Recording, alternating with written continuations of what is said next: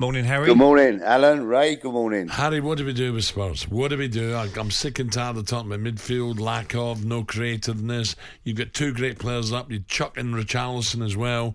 Why are Tottenham struggling? Yeah, I'm with you. I look at the team last night, Alan. I mean, you look at the team on paper, and it's a strong looking team again. You know, you got a World Cup winner at centre half. You've got the goalkeeper who's having a bad time, but you know he's a World Cup winner as well. And you've got the best centre forward around, Harry Kane. It's they got the two boys back who were Bentancur and the other lad who have been out injured. It looked a good team, and at half time, I couldn't. I really felt 2-0 up. I thought, the worst way they're going to get a point here. I couldn't see Man City coming back and scoring more than 2 goals. But I don't know. But after the game again, you listen to Conte, it's all doom and gloom, and I don't know where they go really. I think there's. I listened to Clive earlier, Clive Allen. I think that. I don't know how long it's going to last there, to be honest with you. They got Fulham next, Harry. No, not a tricky game down at Craven Cottage.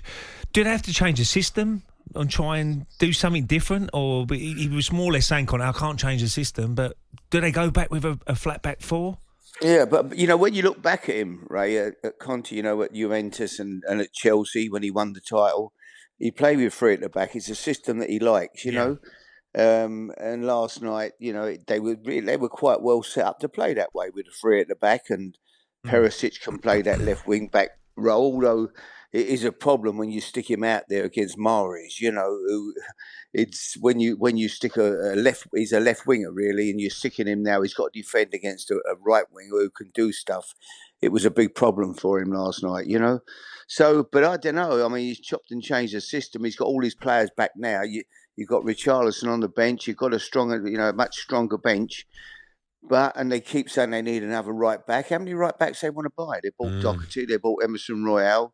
They keep bringing in different right backs, and yet they can't find the answer. It's obviously the recruitment needs to be looked at if they keep buying right backs that are not good enough. Yeah.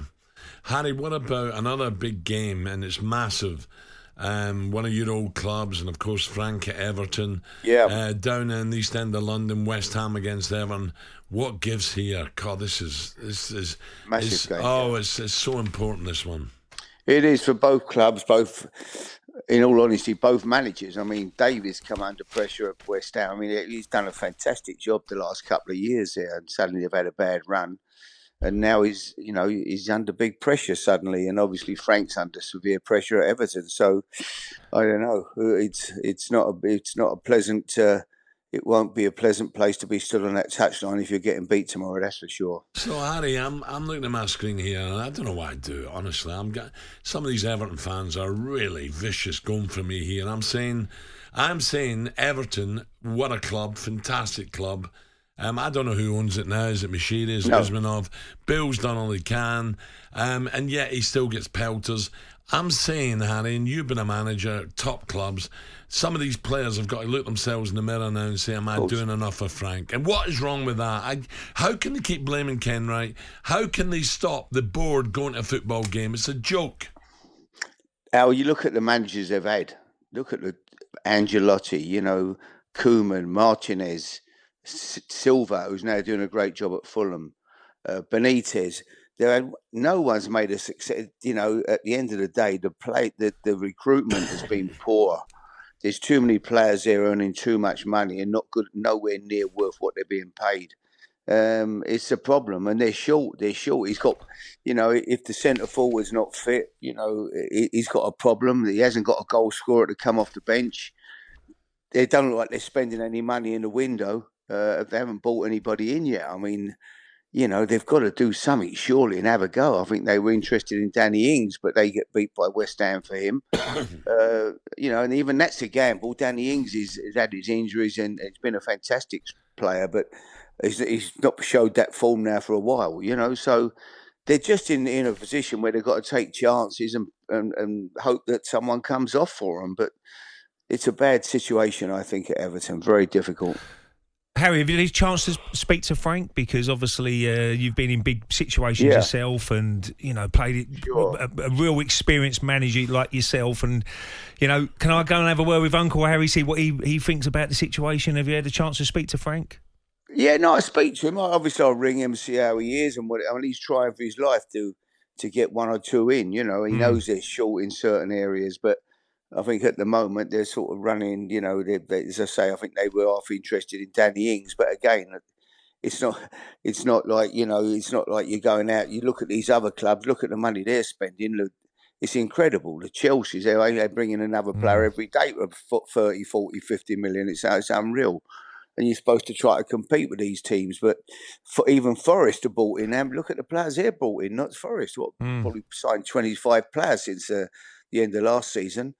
But no, Everton, nothing seems to happen there at the moment. They just seem to be plodding along with what they've got and trying to get the best out of what they've got. But they're short. They're short of real quality. Harry, talking about Forest, they got your boys, Bournemouth now. Can Bournemouth survive? People say, oh, they're gone. But I'm looking at the table. It is so tight. The top 7, 8, the bottom 7, 8. The next half a dozen games is massive for any one of them clubs. Yeah, I'm there tomorrow, Hal. I go to all the games at home at Bournemouth, and it's a massive game tomorrow. Forest. I mean, it's a game that Bournemouth need to win tomorrow for sure. We've still got a chance. They've still got a chance. They've got some.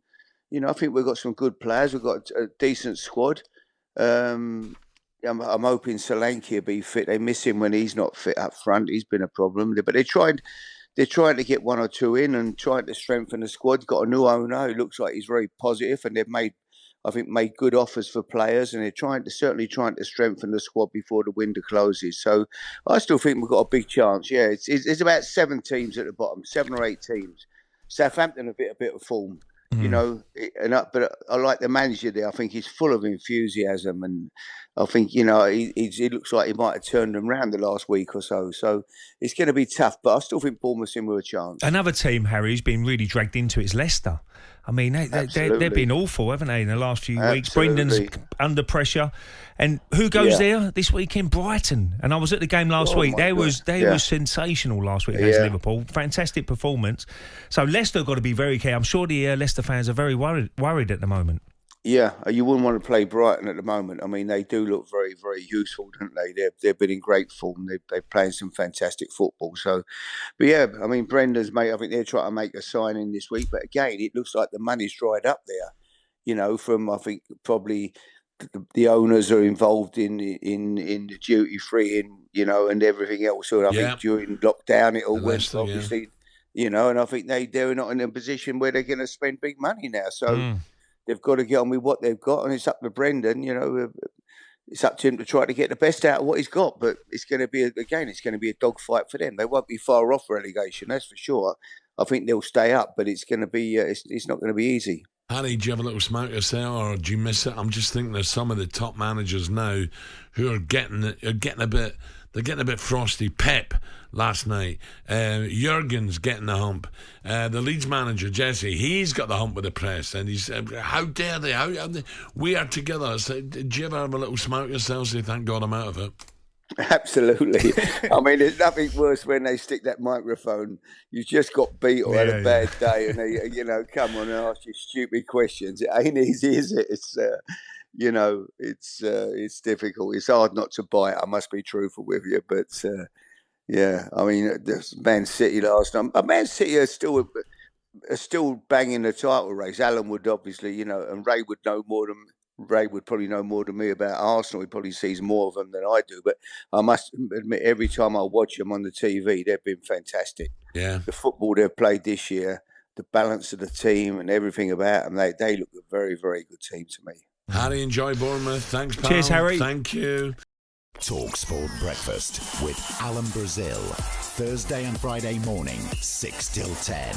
On AM, on DAB, via the talkSPORT app and on your smart speaker. talkSPORT.